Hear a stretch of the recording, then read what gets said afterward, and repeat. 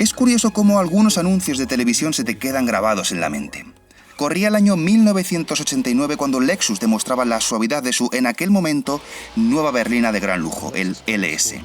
Estamos en 2021, frente a la quinta generación del Lexus LS, y muchas cosas han cambiado. Entre otras, que ahora solo se vende como híbrido, así que cuando lo arrancas, lo hace con el motor eléctrico. 0 vibraciones. Puedes pisar a fondo el acelerador, no importa, no vas a pasar a 3000 revoluciones por minuto. Además, tampoco tenemos unos rodillos a los que subir el coche y ponernos a 240 km por hora. Lo siento, pero esto ya no es lo que era.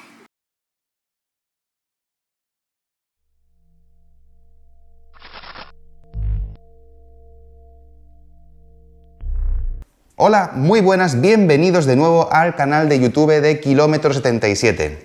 Hoy vamos a comparar un Mercedes-Benz Clase S y un Lexus LS. Y ya os avisamos que este va a ser un vídeo largo porque vamos a comparar multitud de aspectos. En el interior, calidad de materiales, espacio para los pasajeros, en conducción vamos a ver las prestaciones, el consumo, el confort de la suspensión y muchas cosas más. Y como es un vídeo largo, para que os sea más sencillo de seguir, hemos dejado un índice con todos los capítulos en la descripción del vídeo. Y dicho esto, comencemos, ¿no? Vamos allá.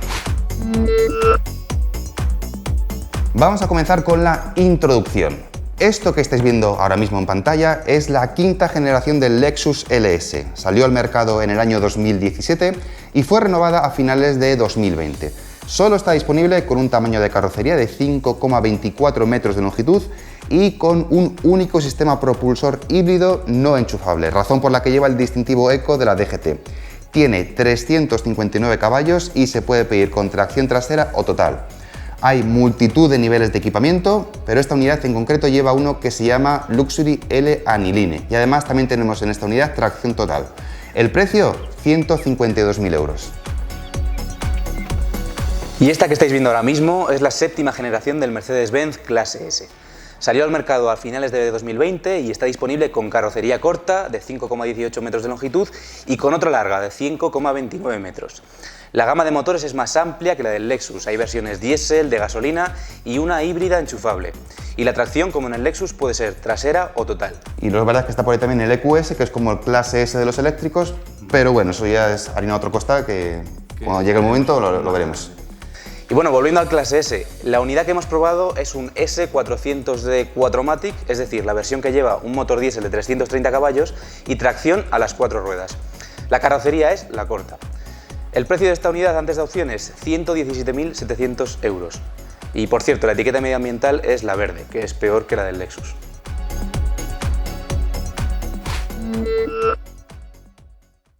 Vamos con el apartado de calidad y ajustes y yo creo que en este apartado estamos todos de acuerdo. El Lexus está un nivel por encima del Mercedes en lo que respecta a materiales, acabados y atención por el detalle.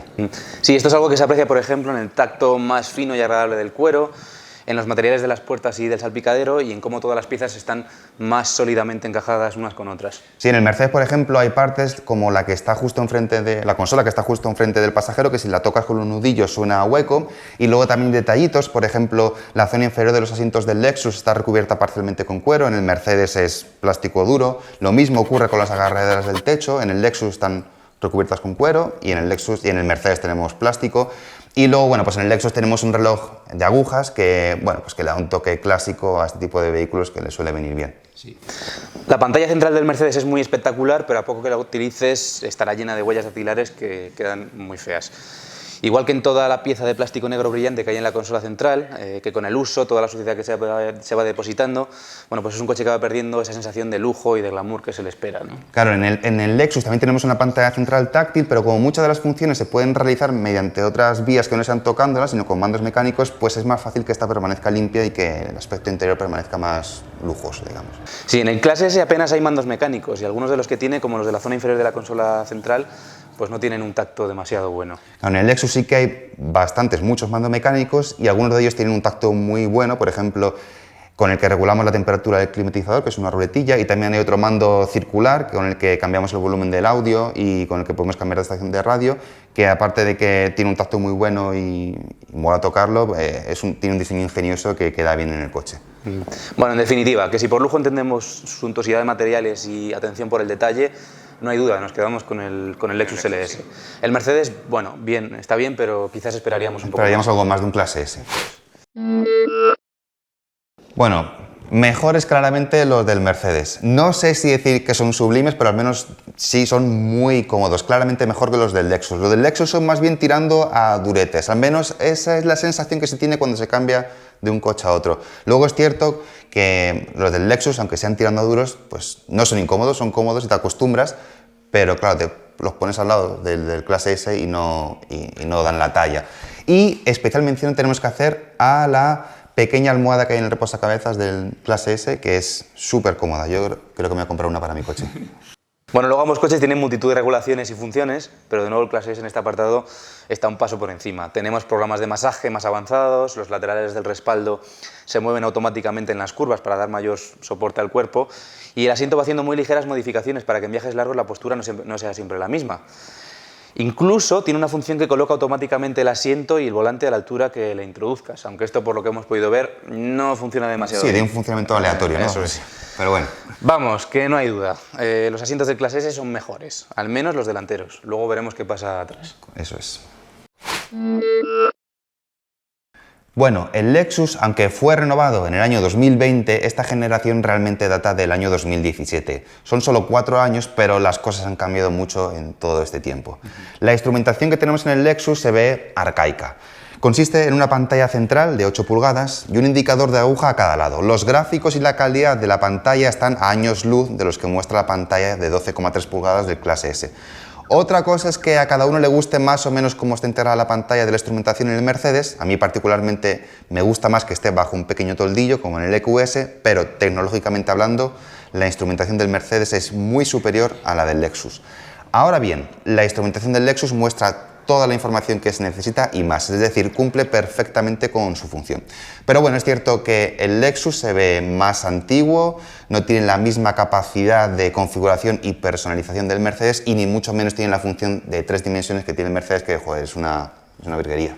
Sí, la verdad es que es espectacular. Es una pena que no lo podamos mostrar en el vídeo porque la cámara no capta bien ese efecto, pero la sensación de profundidad está muy lograda. De hecho, alguna vez hasta la hemos desconectado porque nos mareaba. No tiene nada que ver con esa instrumentación 3D de la que Peugeot presume, y esto es otro nivel. Absolutamente nada que ver con lo de Peugeot. Bueno, en cuanto al head-up display, tenemos en el Lexus un sistema que proyecta en un área del parabrisas de 24 pulgadas, que piensas, bueno, pues está muy bien, qué grande. Pero luego va a Mercedes y te dice, espera, que la nuestra es de 77 pulgadas. Y la primera vez que lo ves te parece exagerado, la verdad es que impacta. Pero se ve estupendo. Y además lleva esta función de realidad aumentada que, por ejemplo, te proyecta las flechas justo por encima de la calle que el GPS te dice que tienes que coger, y la verdad es que mola. El head-up display del Lexus está bien, da toda la información que se necesita, realmente cumple bien con su función, pero no es tan espectacular como el head-up display del clase S. No lo es. La superioridad tecnológica del clase S también queda patente en la pantalla central y en el sistema multimedia. Es cierto, como hemos dicho, que la pantalla del Mercedes se enguarrina casi solo con mirarla, pero las funciones que tiene dejan en ridículo al Lexus. Habría que hacer un vídeo única y exclusivamente dedicado a esta pantalla, pero bueno, no es el fin ahora mismo. Aún así, vamos a dar unas breves pinceladas para que la conozcáis un poco mejor. No hay otro modelo de segmento que tenga un sistema multimedia tan avanzado como el del clase S. La pantalla que estáis viendo aquí tiene 12,8 pulgadas y un panel de tipo OLED, que da más contraste y es más eficiente energéticamente que uno de LED. Se ve perfectamente en cualquier condición de luz y su resolución es muy elevada. Lo malo es que las marcas de los dedos, como ya hemos dicho, ensucian rápidamente la superficie. La pantalla queda cerca de la mano, de manera que apenas hay que mover el brazo para llegar a ella, aunque quizás está situada algo baja con respecto al campo de visión mientras se conduce. No obstante, los menús están bien estructurados, los iconos son grandes y reconocibles. El funcionamiento de las distintas aplicaciones es, por línea general, excelente. Por ejemplo, las indicaciones del navegador son muy detalladas y sencillas de seguir, y la conectividad con Android Auto y Apple CarPlay queda muy bien integrada en la parte superior de la pantalla, lo que permite manejar el resto de funciones del vehículo simultáneamente en la parte más baja. Las cámaras de ayuda al aparcamiento resultan de gran ayuda y tienen una resolución tremenda. Se puede elegir entre varias vistas e incluso muestra una imagen virtual del vehículo que se puede rotar utilizando los dedos. La pantalla también permite gestionar la tira de luz LED que recorre todo el habitáculo. Esta tiene varias funciones. La principal es la de luz de ambiente, cuyas posibilidades de configuración son, casi infinitas. Además, esta tira de LED realiza una animación lumínica en el lado correspondiente cuando se sube o se baja la temperatura del climatizador. El sistema está interconectado con más elementos del coche y, en combinación con unas cámaras colocadas en el techo, interpreta los movimientos de los pasajeros para activar automáticamente algunas funciones. Por ejemplo, si el conductor busca en la oscuridad algo en el asiento del acompañante, el asistente conecta automáticamente la luz.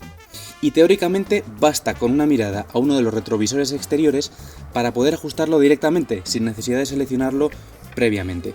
A nosotros esto nos ha funcionado y otras veces no. También se reconocen los movimientos con las manos. El conductor y los pasajeros pueden abrir, por ejemplo, el techo corredizo sin necesidad de tocar ningún mando. En general, nuestra impresión sobre este sistema es que funciona de manera poco consistente y no le vemos una ventaja clara. Hubiéramos preferido un botón tradicional para abrir y cerrar el techo de cristal, ya que el que hay es táctil y tampoco funciona demasiado bien. El sistema multimedia también tiene un gesto de favoritos, que se activa colocando la mano con el dedo índice y el dedo corazón formando una V. Con este gesto de favoritos se puede activar la función que se desee. Esta función es configurable. Desde la pantalla central, los usuarios además pueden identificarse vía PIN con huella dactilar, por reconocimiento facial o incluso por voz, para que se carguen sus preferencias. Estos datos están almacenados en Internet, por lo que en el futuro un usuario podría utilizarlos en distintos modelos de Mercedes-Benz. En definitiva, el Clase S no solo es un vehículo para aquellos que deseen viajar en un ambiente extremadamente confortable, sino que necesariamente va dirigido a conductores que manejen dispositivos tecnológicos con cierta soltura. Al principio abruma y cuesta acostumbrarse a su complejidad, pero tras un tiempo conviviendo con el coche, el sistema MBUX resulta relativamente fácil de manejar. Bueno, la del Lexus parece pequeña a su lado, pero joder, son 12,3 pulgadas, que no está nada mal. Ahora bien, los gráficos son de otra época, tienen menos funciones y la navegación por los menús pues a veces no es tan intuitiva. El manejo puede ser táctil o bien mediante un touchpad que hay entre los asientos. Lexus insiste en utilizar el touchpad, este método, en vez de un manejo con ruleta, y es horrendo, es deplorable.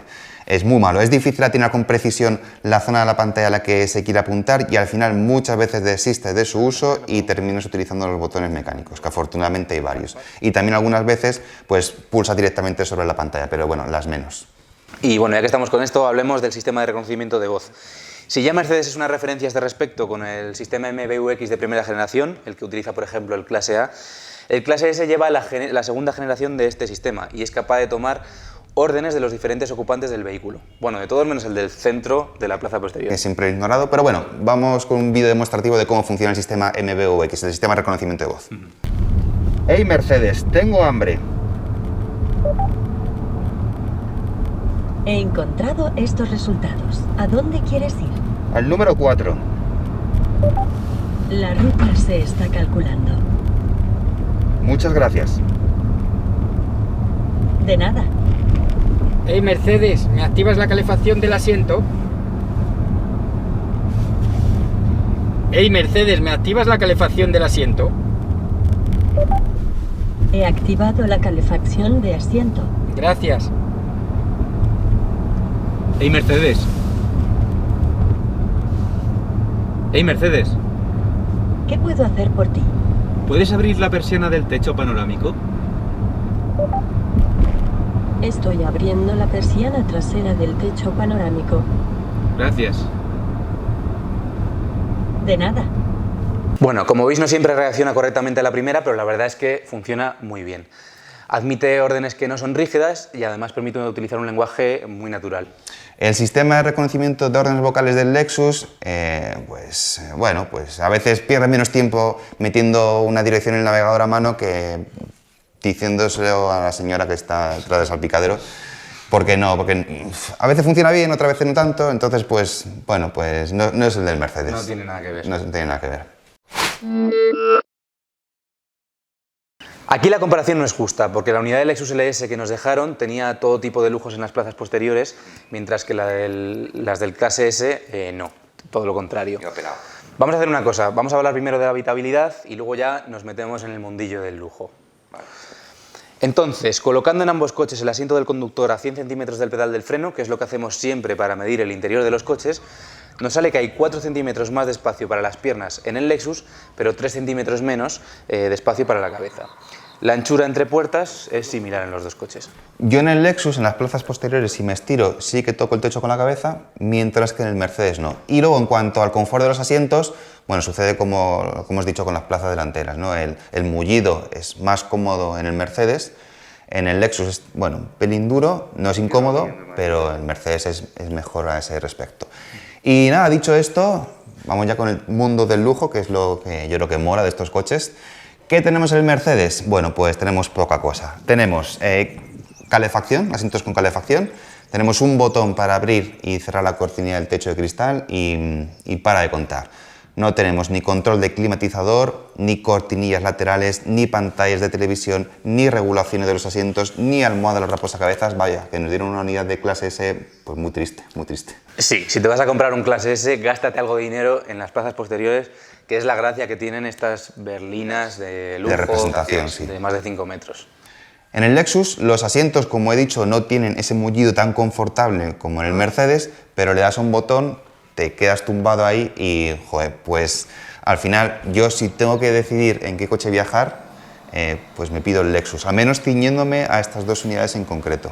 Porque luego es verdad que el Mercedes sí que también existe la posibilidad de pedir asientos regulables, reclinables, y estoy convencido de que se va fantásticamente igual de bien que en el Lexus, pero eso, utilizando estas dos unidades que tenemos para viajar, a pesar de que el mullido del asiento no es tan cómodo como en el Mercedes, en el Lexus cuando se va tumbado se va de lujo, sí.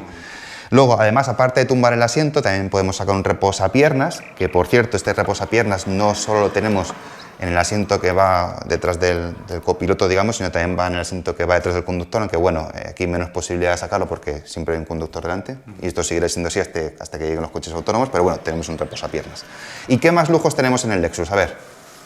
Bueno, pues a través de la pantalla que hay en el reposabrazos central, que no es extraíble, pero tampoco lo hemos echado en falta, puedes activar la calefacción de los asientos, la ventilación y los diversos programas de masajes. También puedes manejar el sistema de audio, ver un vídeo en las pantallas, regular el climatizador, que es de 4 zonas, o mover el asiento del acompañante. Ah, y también el manejo de las cortinillas, para más privacidad. Y esto tengo que decir una cosa que me hace gracia. Detrás tenemos pues, la ventanilla principal, la grande, y luego tenemos dos pequeñas ventanillas, ¿no? Pues esas dos pequeñas ventanillas también tienen su propia cortinilla, mini cortinilla. Es gracioso, simplemente, quería decirlo. Bueno, debajo del reposabrazos están las entradas para conectar unos auriculares y unas pequeñas ruletas para regular el volumen. Se ve una solución un poco anticuada, pero bueno. Para el Mercedes hay disponibles unos auriculares inalámbricos. Ah, y en el techo tenemos unos espejos iluminados, supongo, bueno, pues para ver si estás guapo antes de salir a tu evento de lujo. Vamos, que en definitiva dos cosas, que en las plazas, la primera, que en las plazas posteriores del Lexus LS se viaja fenomenal, es increíble, es de lo mejor que hay actualmente en el mercado, yo creo que para viajar, por lo menos a este nivel de precio. Y segundo, que si te vas a comprar un vehículo de este tamaño y de esta categoría, pues gástate algo de dinero, invierte algo de dinero en unas plazas posteriores, pues yo que sé, regulables y con lujo, ¿no? Que es la gracia que tiene este tipo de coches. Y vamos a concluir el apartado de análisis del interior echando un vistazo a los maleteros.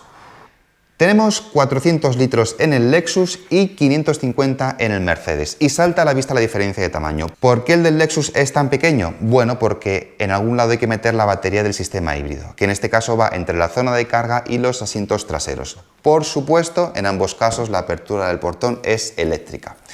Y aquí, en el maletero, encontramos otro punto en el que se nota el mayor cuidado que el Lexus pone en la presentación del LS. Y es que en el Lexus tenemos todo el espacio de carga enmoquetado, mientras que en el clase S la parte superior es de chapa vista.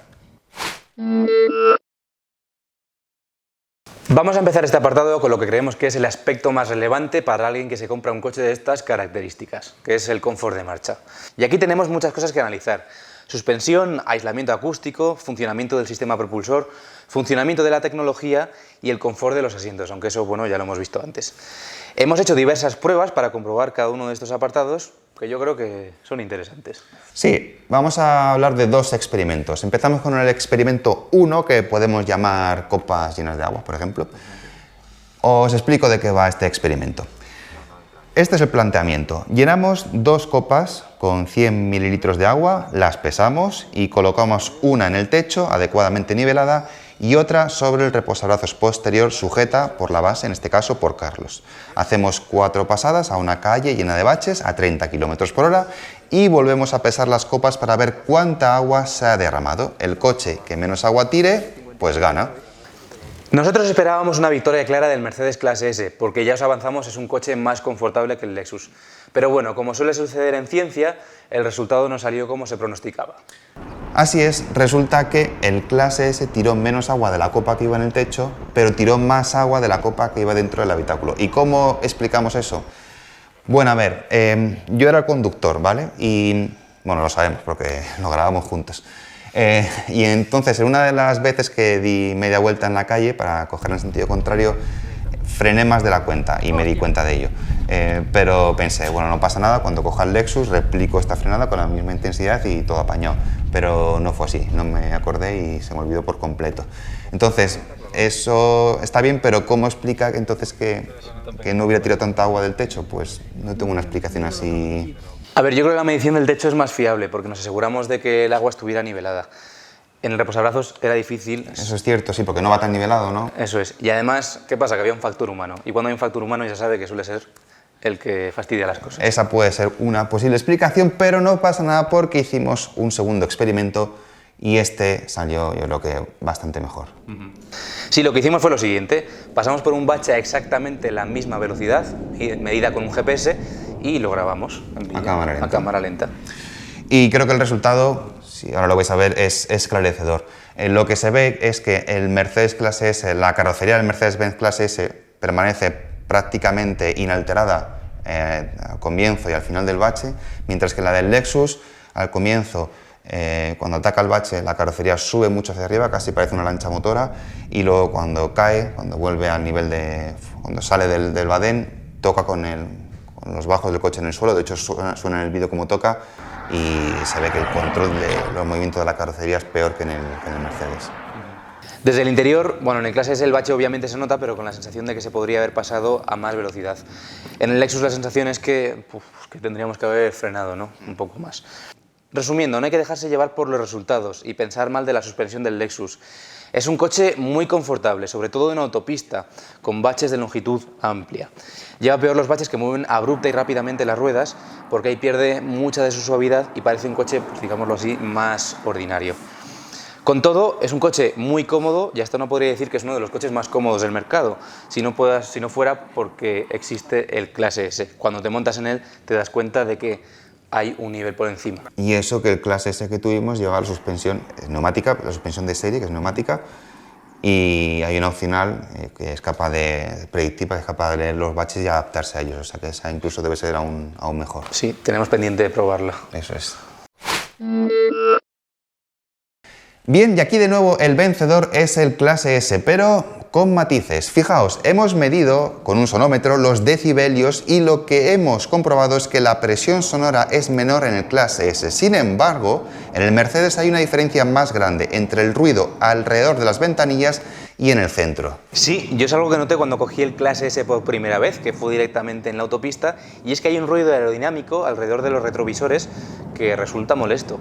Digamos que el Lexus es globalmente más ruidoso, pero el ruido es más homogéneo, mientras que en el Mercedes destaca mucho el tema del ruido de los retrovisores y la diferencia de ruido que llega a cada uno de los oídos es mayor. Entonces, ¿con cuál nos quedaríamos? Bueno, yo tengo mis dudas, pero realmente son muy pequeñas. Yo me quedaría con el Clase S, pero no sé, esperaba un poco más. Y nada, para terminar, para cerrar este apartado, vamos con unos detallitos, por si os interesan, que seguro que sí, por supuesto. El Lexus llevaba ventanillas dobles, el Clase S llevaba ventanillas simples, pero el grosor era prácticamente el mismo. Las del Lexus son apenas unas décimas de milímetro más gruesas.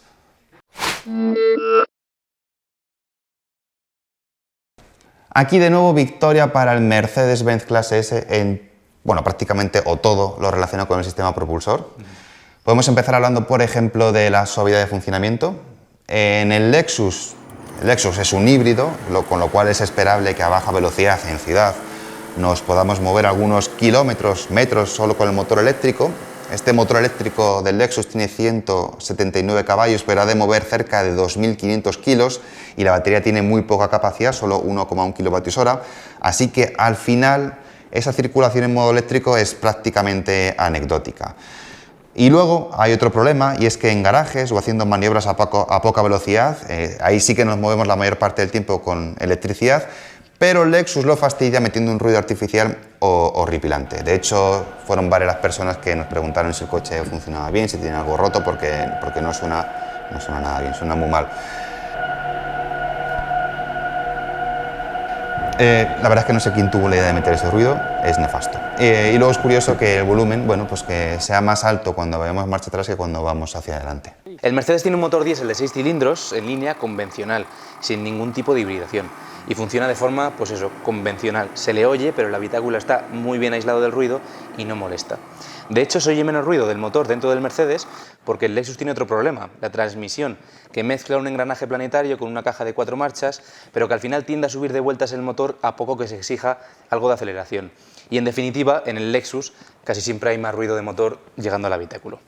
El único momento en el que el Lexus mola más que el Clase S es en la aceleración a fondo, porque el ruido del motor de gasolina es más bonito cuando está ahí dándolo todo.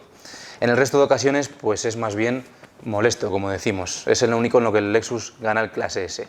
Bueno, en eso y en que lleva la etiqueta Eco. Y ya está. Vamos a comenzar hablando del peso. Como siempre, los coches los subimos a la báscula con el depósito de carburante hasta arriba, lleno y sin nadie dentro. Sin nadie dentro me refiero a sin conductor, ni personas dentro, ni perros, ni animales y sin equipaje maletero, ¿vale? O sea, vacío, vamos.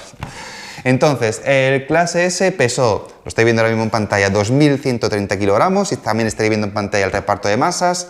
Y el Lexus pesó 2.400 kilogramos, o sea, bastante más que el Mercedes. Eso sí, bueno, pues la masa estaba un pelín mejor repartida entre ambos ejes de rueda. Pero bueno, para que os hagáis una idea de lo pesado que es un Lexus LS, es como si en el eje delantero llevase un Honda Jazz híbrido y en el eje trasero pues un Opel Corsa de 100 caballos.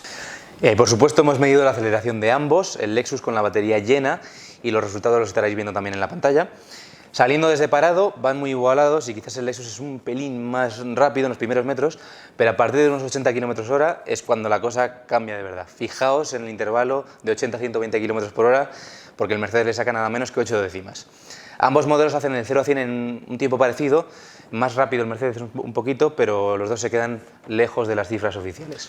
Sí, aquí conviene apuntar que mientras que en el Mercedes las aceleraciones las podemos repetir una y otra vez sin perder prestaciones, digamos, en el Lexus eso no es posible porque a medida que hacemos repeticiones la batería se va descargando y la aceleración va disminuyendo. Pero bueno, no es un problema muy grave en realidad para el Lexus porque siempre tenemos el respaldo de un motor de gasolina de 299 caballos. Pero bueno, que sepáis que, bueno, pues que en el Mercedes podemos mantener el nivel de prestaciones más constante, además tenemos mejores prestaciones y en definitiva pues es mejor. En cuanto a consumo, bueno, pues aquí de nuevo victoria, además esta vez clarísima, para el Clase S, tanto en autopista como en ciudad. En el recorrido de autopista que utilizamos como referencia, el Lexus gastó 8,9 litros a los 100 kilómetros y el Mercedes-Benz 6,3 litros, algo realmente llamativo, la diferencia es grande. En los demás recorridos que hicimos por autovías y vías de circunvalación, el Clase S siempre gastó menos, siempre, entre 1,5 y 2,6 litros a los 100 kilómetros. Claro, y es que en ciudad, que es donde esperábamos que el Lexus pues tuviera la ventaja, tomase el liderazgo en cuanto a consumo, lo tomó pero en el sentido inverso, consumió más que el Clase S. En uno de esos recorridos urbanos que hicimos el resultado fue de 9,7 litros cada 100 kilómetros para el Mercedes y de nada menos que 11,3 litros para el Lexus. Y esta tónica se repitió, bueno, como hemos dicho, en todo. O sea, el Lexus siempre gastaba más. El sistema híbrido del Lexus no le da una ventaja en cuanto al consumo con respecto a este diésel del Clase S. A nivel dinámico, el Mercedes-Benz Clase S está en otra liga una vez más. Tiene una suspensión que sujeta mejor la carrocería, la dirección es más precisa y la sensación a bordo es de una superioridad tremenda. Siempre parece que puede pasar por las curvas más rápido y que no va a suceder nada. No es un coche divertido en el sentido estricto, pero sí es uno que transmite una impresión de imperturbabilidad tremenda. El Lexus, pues a ver, no va mal, pero es un coche al que se le ve fuera de lugar en una carretera de curvas. Es pesado, de reacciones lentas, con más balanceo de carrocería que el Mercedes y con una dirección con un peor tacto. A ver, realmente ninguna de estas dos berlinas están pensadas para dar grandes satisfacciones en curva, pero el Mercedes está mejor resuelto dinámicamente. Y esto es algo que también hemos podido comprobar en la maniobra de esquiva, que probablemente hayáis visto ya, y si no lo habéis visto, pues os dejamos los enlaces en la descripción de este vídeo. Vamos a centrarnos principalmente en el sistema de mantenimiento de carril y en los faros. Y más adelante daremos unas breves pinceladas sobre el sistema de reconocimiento de señales de tráfico. Vamos a empezar con el sistema de mantenimiento de carril. Y aquí de nuevo nos encontramos con que el clase S vapulea al LS. Está a otro, como hemos dicho varias veces, está a otro nivel. El sistema de mantenimiento de carril del Lexus puede servir para seguir a otro coche en un atasco a poca velocidad o para ir por un tramo de autopista recto, pero a la primera curva que sea mínimamente cerrada se sale y te la pegas directamente. En Japón, el LS se vende con un sistema llamado Advanced Drive, que supuestamente hace la tarea de mantenimiento de carril mucho mejor. Para su funcionamiento cuenta con 4 LiDAR, 5 radares y una cámara estereoscópica tras el retrovisor central. Los LS con esta tecnología se distinguen fácilmente de los que no la llevan por esa especie de rejilla que llevan junto a la rueda delantera, que es donde va ubicado uno de los LiDAR. Y en el interior hay un cambio también importante, y es que la instrumentación deja de ser una pantalla de 8 pulgadas y pasa a ser una de 12,3 pulgadas.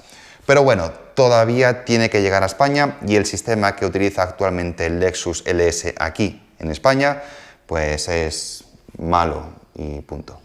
Sí.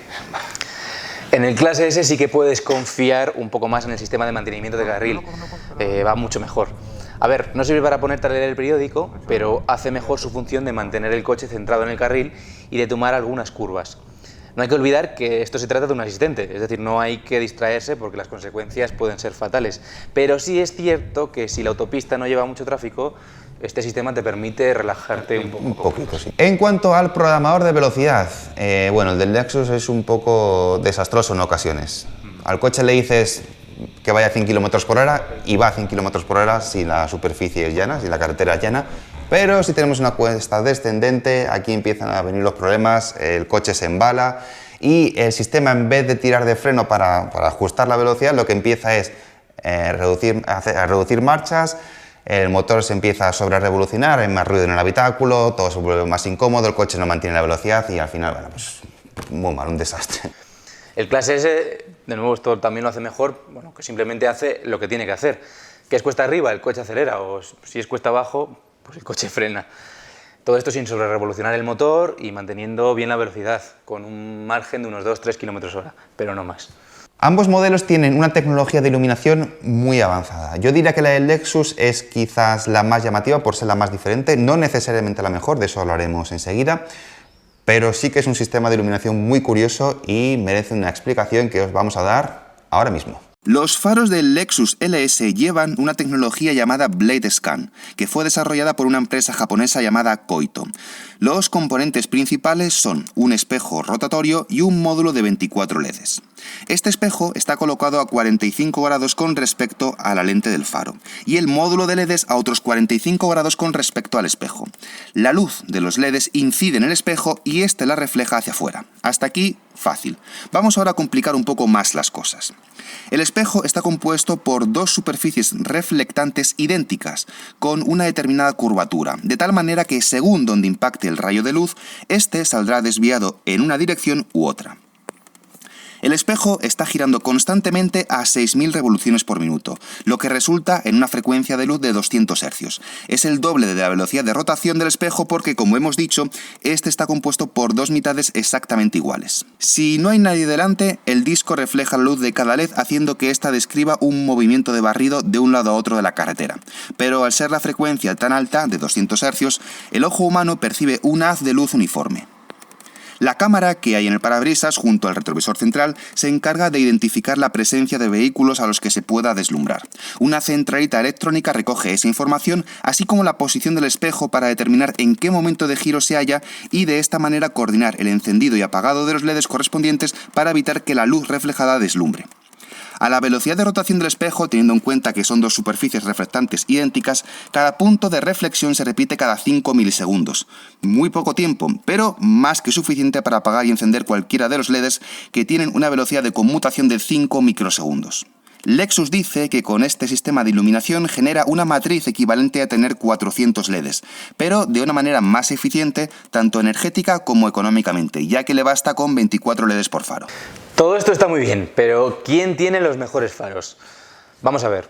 Los del Lexus dan una iluminación muy potente y permiten circular de noche con relajación. Son unos buenos faros, pero sin embargo el sistema Digital Light del Mercedes-Benz clase S nos parece superior por potencia, porque da una luz más brillante e intensa y porque tiene una mayor habilidad para no deslumbrar a otros usuarios. Lo que no nos gusta del sistema de Mercedes-Benz, del sistema Digital Light que lleva este clase S, es que la transición entre la zona iluminada y no alumbrada es muy brusca, mientras que en el Lexus hay una degradación suave entre ellas y que nos parece un pelín mejor. Entonces, a ver, ambos son muy buenos, pero no son perfectos y yo creo que si tenemos que quedarnos con uno de los dos, yo me quedaría con el Mercedes. Con el Mercedes, ¿no? Sí, yo también me quedaría con el Mercedes, sí.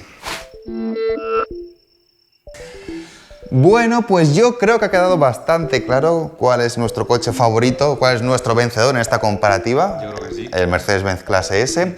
A ver, el Lexus LS es una buena berlina de lujo, ninguna duda sobre ello. De hecho, creemos que es la elección más adecuada para aquellos que dan mucha importancia a calidad de materiales y acabados, porque sí que es verdad que en ese sentido el clase S pues nos ha dejado un tanto frío, nos ha decepcionado un pelín.